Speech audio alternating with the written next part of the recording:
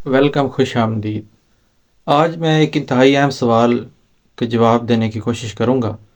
وہ سوال یہ ہے کہ پاکستان میں 3 کانسٹیٹیوشنز پاس کیے گئے۔ 1956 کا کانسٹیٹیوشن جو ہماری انڈیپینڈنس کے 9 سال بعد پاس ہوا، امپلیمنٹ کیا گیا اسے۔ اس کے بعد 1962 کا کانسٹیٹیوشن اور اس کے بعد 1973 کا کانسٹیٹیوشن۔ لیکن ان تینوں کانسٹیٹیوشنز میں ہمارے پہلے 2 کانسٹیٹیوشنز زیادہ دیر پا ثابت نہیں ہوئے، اور ہمارا پہلا کانسٹیٹیوشن 1956 کا کانسٹیٹیوشن 2 سال بعد ہی 1958 میں اس کو وائلیٹ کر دیا جاتا ہے اور مارشل لاء کا نفاذ ہو جاتا ہے۔ جبکہ ہمارا جو دوسرا کانسٹیٹیوشن ہے 1962 کا کانسٹیٹیوشن، وہ کانسٹیٹیوشن بنانے والے یعنی جناب صدر جنرل ایوب خان صاحب، وہ خود ہی اس کو وائلیٹ کر کے چلے جاتے ہیں، اور چیئرمین سینٹ کی بجائے وہ اس ٹائم کے آرمی چیف جناب یحییٰ خان صاحب کو پاور ٹرانسفر کر کے چلے جاتے ہیں۔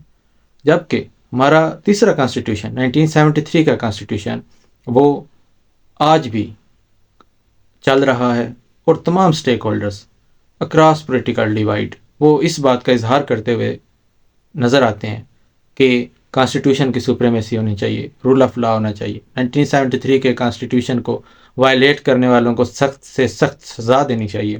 اور 1973 کے کانسٹیٹیوشن کو وائلیٹ نہ کر کے جرنلز کی یا آپ کہہ لیں مارشل لا اتھارٹیز سے سزائیں پانے والوں کو ہمیں قومی ہیروز ڈکلیئر کرنا چاہیے۔ آخر کیا وجہ ہے کہ ہمارے پہلے 2 کانسٹیٹیوشن زیادہ دیر بعد ثابت نہیں ہوئے، اور 1973 کے کانسٹیٹیوشن پہ ایون آج بھی 50 سال بعد بھی اس حد تک کنسنسس پایا جاتا ہے؟ اس کے لیے ہمیں سب سے پہلے یہ دیکھنا ہوگا کہ 1947 میں اور 1947 سے 1973 تک کون سے اہم کویسچنز تھے، کون سے اہم ایشوز تھے جن کی وجہ سے کانسٹیٹیوشنز بنانے میں تاخیر ہوئی، کانسٹیٹیوشنز پہ کنسنسس ڈیولپ نہیں ہو سکا، اور پھر کانسٹیٹیوشنز کی وائلیشنز نظر آئی۔ پہلا جو اس حوالے سے میرا آرگومنٹ ہے وہ یہ ہے کہ ایسٹ پاکستان اور ویسٹ پاکستان جو بیسیکلی 1955 میں 1 یونٹ کے بعد یہ ٹرمنالوجیز متعارف ہوتی ہیں، جب ایسٹ پاکستان میں ایسٹ بنگال اور ویسٹ پاکستان میں پنجاب، سندھ، صوبہ سرحد جو اب صوبہ خیبر پختونخوا ہے 18th کانسٹیٹیوشنل امینڈمنٹ کے بعد، اور صوبہ بلوچستان، یہ ایسٹ پاکستان اور ویسٹ پاکستان کی ڈویژن تھیں۔ ان میں 1947 سے لے کے 1973 تک یہ ایک سوال تھا کہ پاور ڈویژن کیا ہوگی، کون سا پروونس زیادہ پاورفل رہے گا، یعنی کہ آپ یہ کہہ لیں کہ پاور ڈویژن کے انڈیکیٹرز کیا ہوں گے، کیا وہ پاپولیشن کی بیس پہ ہوگا، وہ ٹیریٹری کی بیس پہ ہوگا، کس طرح ہوگا۔ اس میں جو 1 یونٹ بنانے کا بھی مین مقصد تھا وہ یہ تھا کہ اگر 1 یونٹ نہ بنایا جاتا، جو ویسٹ پاکستان کے 4 صوبے تھے، پنجاب، سندھ، بلوچستان اور سابقہ صوبہ سرحد اور موجودہ صوبہ خیبر پختونخوا، اگر یہ 4 صوبے الگ الگ رہتے اور صوبہ بنگال اس ٹائم کا ایسٹ بنگال، مشرقی بنگال جس کا دارالحکومت ڈھاکہ تھا، تو مشرقی بنگال ان 4 صوبوں کو آؤٹ پاور کر دیتا، کیونکہ ان 4 صوبوں کی آبادی ملا کے مشرقی پاکستان کے تقریباً برابر بن رہی تھی۔ لہٰذا محمد علی بوگرا فارمولہ آتا ہے، کانسٹیٹوئنٹ اسمبلی کے پروپوزلز آتے ہیں، اور اس طرح مختلف کوششیں ہوتی ہیں، اور بالآخر 1956 میں یہ مسئلہ حل کرنے کی ایک پہلی کوشش ہوتی ہے، لیکن 2 سال بعد ہی مارشل لا لگ جاتا ہے، جیسا کہ آپ سب کو معلوم ہے۔ اسکندر مرزا صاحب مارشل لا کا نفاذ کرتے ہیں، اور بعد میں ایوب خان صاحب اسکندر مرزا صاحب کو ہی گھر بھیج دیتے ہیں اور اقتدار پہ مکمل قبضہ کر لیتے ہیں۔ پہلا سوال یہ تھا۔ دوسرا سوال یہ تھا کہ پروونسز میں اور وفاق میں، فیڈرل میں پاور ڈویژن کیا ہوگی۔ اس میں جو وفاقی حکومت تھی وہ پاور اپنے پاس رکھنا چاہ رہی تھی، میکسیمم پاور رکھنا چاہ رہی تھی، اور صوبوں کو پاور منتقل کرنا نہیں چاہ رہی تھی۔ یہ بھی ایک اہم سوال تھا۔ اور تیسرا اہم سوال اس حوالے سے وہ یہ تھا کہ آئیڈیالوجی آف پاکستان کیا ہوگی۔ آپ کو سب کو معلوم ہے کہ جو پاکستان کی کریشن کی گئی وہ ٹو نیشن تھیوری کی وجہ سے کی گئی کہ ہندو اور مسلم دو الگ قومیں ہیں اور یہ اکٹھی نہیں رہ سکتی، اور پاکستان اسلام کی لیبارٹری ہوگی۔ لیکن 11 اگست 1947 کو Quaid Azam Muhammad Ali Jinnah, father of the nation, founder of Pakistan, وہ یہ کہتے ہمیں نظر آتے ہیں کہ پاکستان میں تمام مذاہب اور مسالک اقوام کو مکمل آزادی ہوگی اپنے کسٹمز، ٹریڈیشنز، ریلیجیس ویلیوز کے مطابق زندگی بسر کرنے کی۔ لیکن اگین دا کویسچن واز کہ whether Pakistan will be a secular state اور اے تھیوکریٹک اسٹیٹ۔ قائد اعظم محمد علی جناح نے اپنی تقاریر میں کھل کر اس بات کا اظہار کیا کہ پاکستان تھیوکریٹک اسٹیٹ نہیں ہوگی، یہاں ملائیت نہیں پنپنے دی جائے گی۔ لیکن سوال یہ ہے کہ آپ ٹو نیشن تھیوری کو آئیڈیالوجی آف پاکستان سے کس طرح ڈفرینشیٹ کر پائیں گے؟ انفارچونیٹلی قائد اعظم محمد علی جناح صاحب جلدی اس دار فانی سے رخصت ہو گئے، اور اس کے بعد جو ایک لیڈرشپ کا خلا پیدا ہوا، اس میں کہیں نہ کہیں اس سوال کے حوالے سے بھی بہت زیادہ الجھاؤ پیدا ہوا۔ گو کہ آبجیکٹیو ریزولوشن جو 12 مارچ 1949 کو اس ٹائم کے ہمارے پرائم منسٹر جناب لیاقت علی خان صاحب نے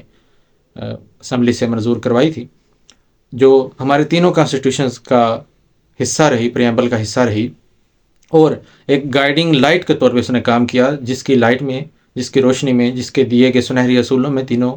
ہمارے آئین بنائے گئے اور امپلیمنٹ کیے گئے۔ آبجیکٹیو ریزولوشن کے بعد یہ بات کسی حد تک کلیئر ہو چکی تھی کہ Pakistan is going to be an Islamic state. لیکن اگین سوال یہ ہے کہ آبجیکٹیو ریزولوشن کو پریمبل کا حصہ بنانے کے باوجود 1962 کے کانسٹیٹیوشن میں پاکستان کا نام اسلامک ریپبلک آف پاکستان نہیں تھا، بلکہ دا ریپبلک آف پاکستان تھا، اور پہلی کانسٹیٹیوشنل امینڈمنٹ کی جاتی ہے جس کے بعد پاکستان کا نام چینج کیا جاتا ہے 1962 کے کانسٹیٹیوشن، یعنی کہ اس والے سے کنفیوژن برقرار تھی۔ یہ 3 ایشوز تھے جو ہمارے تینوں کانسٹیٹیوشنز کو لا کرے، اور اس کے علاوہ ایک ان 3 سے ایشوز سے ہٹ کے ایک اہم ایشو زبان کا ایشو تھا، لینگویج کا ایشو تھا کہ پاکستان کی قومی زبان کون سی زبان ہوگی۔ اور قائد اعظم محمد علی جناح نے 1948 میں ڈھاکہ میں اس بات کا اظہار کیا کہ پاکستان کی قومی زبان اردو ہوگی، اور اس طرح مقامی اور علاقائی زبانوں کو ان کے حق سے محروم کیا گیا۔ وہ فاؤنڈر آف دی نیشن ضرور ہیں قائد اعظم محمد علی جناح صاحب، اور ان کے ویژن پہ ہم سوال نہیں اٹھا سکتے، لیکن اس کے بعد جو کچھ پاکستان کی تاریخ میں ہوا، جس کی کلمینیشن ڈسممبرمنٹ آف ایسٹ پاکستان یعنی کہ بنگلہ دیش کی آزادی کی صورت میں یا سقوط ڈھاکہ کی صورت میں سامنے آئی، اس عمل سے اس بات کا اظہار ہوتا ہے کہ یہ شاید ایک غلط ڈیسیژن تھا، کیونکہ انسان خلا کا پتلا ہے، اور ضروری نہیں کہ ایون ہمارے فاؤنڈرز وہ مکمل طور پہ خطاؤں سے پاک نہیں، خطا کسی سے بھی ہو سکتی ہے، ہم سب انسان ہیں، اور اس بات کو ایکسیپٹ کرنا چاہیے، اور اسی بات کا نام لرننگ ہے اور اپنی تاریخ سے سبق سیکھنا ہے۔ 1973 کے کانسٹیٹیوشن میں چونکہ ایسٹ پاکستان الگ ہو چکا تھا، لینگویج کا ایشو نہیں تھا۔ اسی طرح 1973 کے کانسٹیٹیوشن میں پاکستان کے آئیڈیالوجی کو کلیئر کیا گیا، جہاں نہ صرف پہلے 2 کانسٹیٹیوشنز کی طرح صدر کے لیے یہ شرط لازم قرار دی گئی کہ وہ مسلمان ہو، بلکہ وزیر اعظم جو چیف ایگزیکٹو ہے اس کے لیے بھی یہ شرط لازمی قرار دی گئی کہ وہ بھی مسلمان ہوگا، اور اس کے بعد سیکنڈ امینڈمنٹ میں احمدیز یعنی قادیانیز کو بھی مسلمان کی ڈیفینیشن کر کے کافر قرار دے دیا گیا۔ یہ بات بہت کلیئر ہوگی، یہ کویسچن حل ہو گیا کہ Pakistan is going to be an Islamic republic of Pakistan. یہ پاکستان کا آفیشیل نام بھی 1973 کے کانسٹیٹیوشن میں the Islamic republic of Pakistan تھا۔ جو ایسٹ اور ویسٹ پاکستان کا سوال تھا وہ بھی جیسے میں نے ذکر کیا کہ حل ہو چکا تھا، اور جو اہم ترین ایشو تھا، جو سب سے شاید اہم ایشو تھا، ان دونوں سے بھی زیادہ اہم پریکٹیکلی اسپیکنگ، وہ یہ تھا کہ چونکہ اگر یہ سوال حل ہو جاتا، جس سوال کی طرف میں اب آپ کی توجہ مبذول کروانے کی کوشش کروں گا، تو شاید ایسٹ اور ویسٹ پاکستان کی جو پاور ڈویژن کے حوالے سے سوال ہے وہ بھی اس کے ساتھ ہی حل ہو جاتا، اور وہ یہ سوال تھا کہ فیڈریشن اور پروونسز میں پاور ڈویژن کیا ہوگی۔ پروونشل اٹانومی گرانٹ کی گئی 1973 کے کانسٹیٹیوشن میں، اور اس طرح ان تمام مسائل کو حل کر دیا گیا۔ اور جو 1973 کا کانسٹیٹیوشن تھا، اس میں سینٹر لیفٹ کی پارٹیز یعنی پاکستان پیپلز پارٹی، اس طرح ہماری لیفٹ کی پارٹیز یعنی کہ نیشنل عوامی پارٹی، یہاں ایک اہم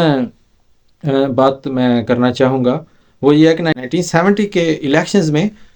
پاکستان پیپلز پارٹی نے مکمل طور پر ویسٹ پاکستان سے کلین سویپ نہیں کیا تھا، بلکہ صوبہ سرحد اور صوبہ بلوچستان سے